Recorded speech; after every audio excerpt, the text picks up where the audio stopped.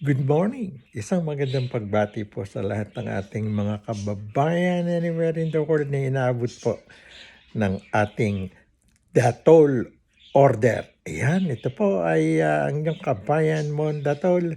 Well, ako po ay taga Nueva Ecija sa Pilipinas po.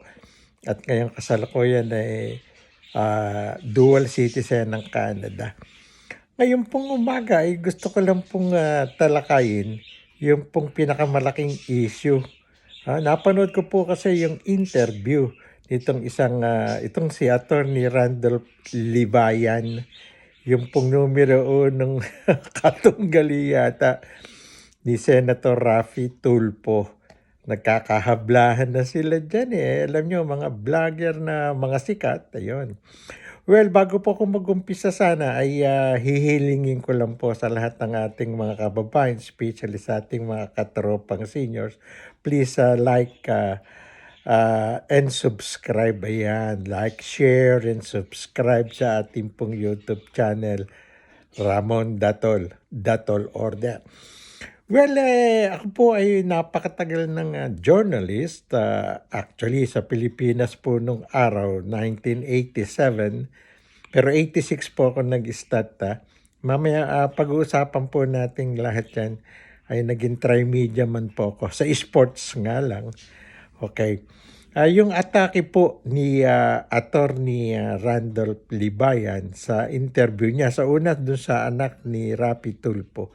At kahapon, yun nga, napanood ko yung sa unang asawa ni Raffy Tulfo, yung nanay naman po nung kanyang in-interview. Tayo po ay okay lang yun sapagkat podcaster o vlogger itong si Attorney Libayan. Pinapanood ko siya because I've learned a lot sa mga batas po na ini-explain niya sa kanyang vlog. Hindi naman tayo abogado. At marami po akong napupulot talaga. It's really good. Ganon din, pinapanood ko rin si Raffy Tulfo sa kanyang Wanted sa Radyo or RTIA yata yun. At talaga namang magaling, tumutulong, gumagastos at i-explain po natin saan siya kumukuha ng panggastos. Yung pantulong, lalo nung nakaraang Pasko. 40,000 ang binibigay niya sa mga selected na beneficiary. Anyway, yung si Attorney Libayan po, isa sa magaling na trial lawyer sa Pilipinas. Nasubaybayan ko yung kanyang batas natin nito ang title ng kanyang vlog at maganda. Well, nung ma-interview niya nung una, yung unang anak ni Raffy Tulfo, Jedalyn yata yun. Sabi ko, iba talaga ang atake ng mga abogado kaysa sa talaga natural na mga journalist. Tulad ko, ako journalist eh. At maraming mga journalist na magagaling na Pilipino, iba atake pag nag-i-interview. Yung kay attorney, inumpisahan niya yung interview sa anak ni Raffy Tulfo, yung sinasabi niyang legitimate, the only legitimate child of Senator Raffy Tulfo dahil pinakasalan ni Raffy yung nanay niya, taga-Tarlac. Anyway, inumpisahan niya yun, yung bata pa, itong daughter ni Raffy Tulfo. Kung ako yun, sa tampak na rin po in-interview ko hanggang sa presidente nung araw. Si FBR, na-interview natin na si ERAP nung araw. Uumpisahan ko ang interview ko kung ako takihin ko yung malaking bagay yung interview may anak ng pinakasikat na senador sa Pilipinas ngayon eh. Ang itatanong ko lang unang atake, ano ba ang feeling mo sa tatay mo na pinakasikat na senador sa Pilipinas ngayon? Ako, yun ang uunahin ko. Kukunin ko muna yung damdamin nung i-interviewin ko dun sa taong pag-uusapan namin. Yun, dun pa lang, yun ang banat ko. As a journalist talaga, no? At any rate, nakita natin yung, napakinggan natin yung ako hindi ko alam yung personal na buhay ni Rapi Tulfo at ng Tulfo Brothers. Nung araw, yung T3, ika nga natin, ano. Ako, ang nakilala ko nung unang sikat nung 1987, 86 kasi proofreader ako sa Manila Times. Proofreader, hindi pa ako reporter nun. Nung 87, nakilala ko yung si Tocayong Mount Tulfo. Siya pinakasikat na tulpo nung araw. Nakakasama ko yan pag Friday night. Meron kaming TGIF, Thanks God It's Friday, sa maliit na bar restaurant. Ni Kapitan na Espiritu. Diyan po sa Leberisa sa Malate. Ting biyernes yun. Handon nga si Montulpo, si barkada ko, si Governor Manny Piñol. Hindi pa siya governor nun. Si Manny Piñol, sa Tempo po, editor yun, sports editor. Ako naman po, nagsusulat ako nun sa Evening Star. Ayan, sa Star nun, yung panghapong dyaryo ng Philippine Star. Kasama po namin si Reka Trinidad, si Lodi. Lodi ko yun taga-inquirer. At bidahan, inuman lang. Masarap magluto ng pulutan itong si Kapitan. Kapitan ng barangay. Itong si Kapitan na Espiritu. Ayan. At doon po nakilala ko kagad yung sikat Sikat si Montulfo noon. Marami nakapila noon, nangihingi ng business card para siguro magamit nila pag may lalakarin. Yun nga, sumikat itong Rapi Tulfo. Ayan, sa Wanted sa radyo. Magkakapatid yan. T3 nila nung araw. Si Caben Tulfo. Saka itong congressman nilang Erwin Tulfo, congressman ngayon yan, dating sekretary ng DSW doon ni President Bongbong Marcos.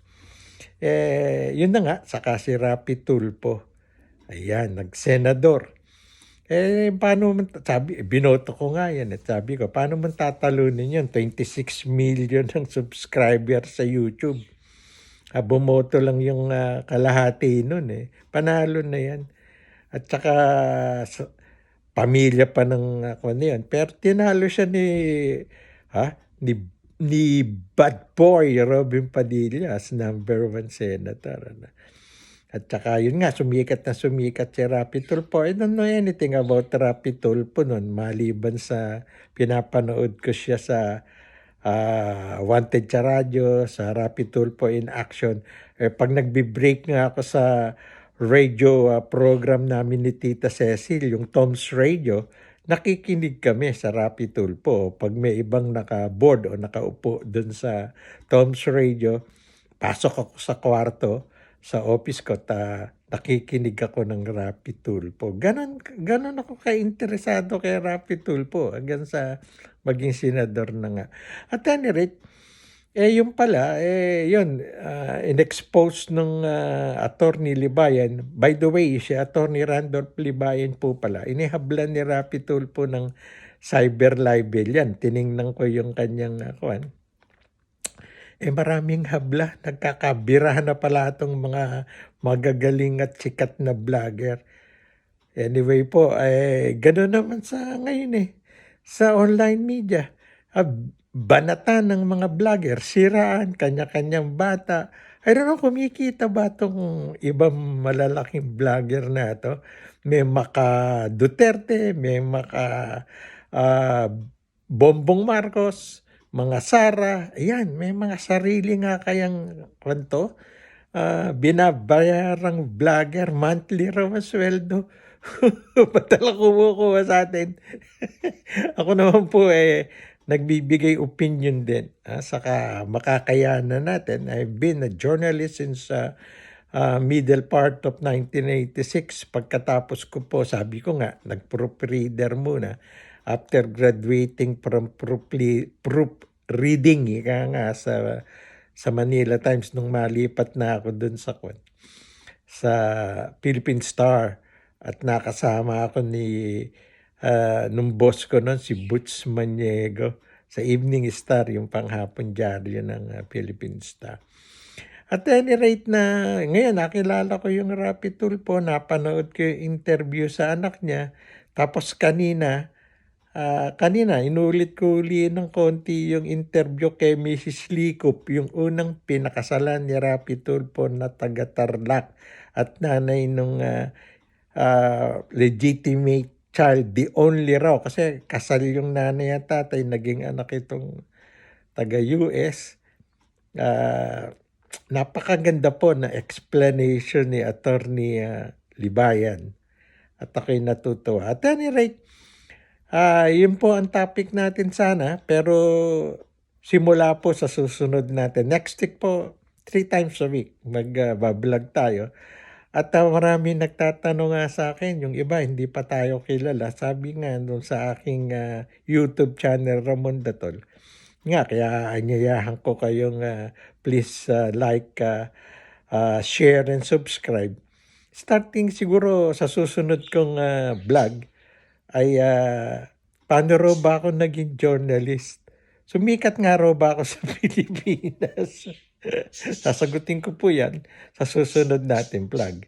At tayo po ay magpapaalam muna. Basta ako natutuwa doon sa magandang interview na ginawa ni Attorney Randolph Libayan dito sa anak at unang asawa ni Rapi Tulfo. Marami tayong nalaman about Rapi Tulfo. Ang tanong nga sa akin ng ibang mga kakilala, sabi niya, pare Mondi, sabi niya, tinitira na si Rapi Tulfo, talaga bang tatakbong presidente? Siguro, ano pa ba hangad ng isang senador kundi mag-vice president o presidente? Parang si Manny Pacquiao, di ba? Si idol ko yun sa boxing. Sabi ko nga, sana nag-vice president muna.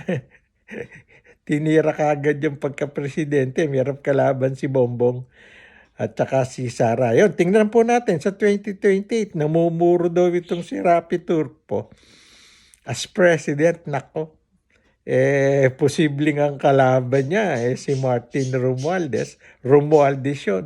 At Marcos, may loyalistang 30 milyong mahigit ang suporta niya. Well, ito pa inyong kabayan mo, Datol. Sana nga po ay please like, share, and subscribe dito po sa ating YouTube channel. Ayan, at malalaman nyo po, didetalye ko kung paano ako naging journalist at kung paano sumikat na journalist sa Pilipinas. Salamat po.